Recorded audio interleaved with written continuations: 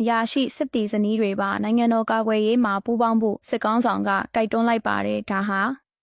စစ်မြေပြင်မှာအင်အားမလုံလောက်တော့တာလားဒါမှမဟုတ်စစ်ဗျူဟာအသစ်လားဆိုတာဆက်လက်ကြည့်လိုက်ရအောင်ပါရှင့်ပြီးခဲ့တဲ့ဇန်နဝါရီ25ရက်နေ့ကမန္တလေးတပ်နယ်တွဲဆောင်ပွဲမှာစစ်ကောင်းဆောင်ကအရာရှိစစ်တီဇနီးတွေအနေနဲ့ကာကွယ်ရေးမှာပူးပေါင်းရင်ကာကွယ်ရေးအင်အားပိုတောင်းတင်းလာမယ်လို့ပြောကြားခဲ့တာပါညီရင်အကိုမောင်ရင်နဲ့မစိတ်တက်နဲ့စူးစီးညီညွတ်ကြဖို့လဲသူကအလေးပေးပြောသွားပါတယ်ဒါအပြင်ကျောင်းထဲနေတဲ့တိုက်ပွဲသဘောတရားတွေကိုသိအောင်စာဖတ်ကြဖို့ပါတိုက်တွန်းသွားပါသေးတယ်ဒါပေမဲ့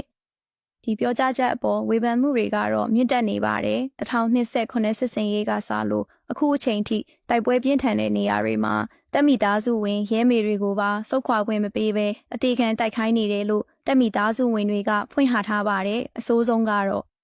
ကိုဘက်ကလေကြောင်းပုံကျဲမှုတွေကြောင့်တေဆုံးရတာထက်ရန်သူလက်ထဲစစ်တုံးမှန်အဖြစ်အဖမ်းထိုင်ရတာကမှအသက်ရှင်ဖို့လမ်းစာရှိသေးတယ်လို့တောင်ပြောဆိုနေကြတာပါစစ်သားတွေမကပဲမိသားစုဝင်တွေကိုပါစိတ်ရည်တဲ့ဆွဲသွင်းလာတဲ့ဒီလိုရက်ကနိုင်ငံတော်ကာကွယ်ရေးအတွက်တကယ်ပဲခိုင်မာလာမှာလားဒါမှမဟုတ်အင်အားပြုံးတီးနေတဲ့လက္ခဏာလားမိဘပြည်သူတို့အမြင်ကိုလည်းကိုမက်မှာဝင်ရောက်ဆွေးနွေးသွားလို့ရပါတယ်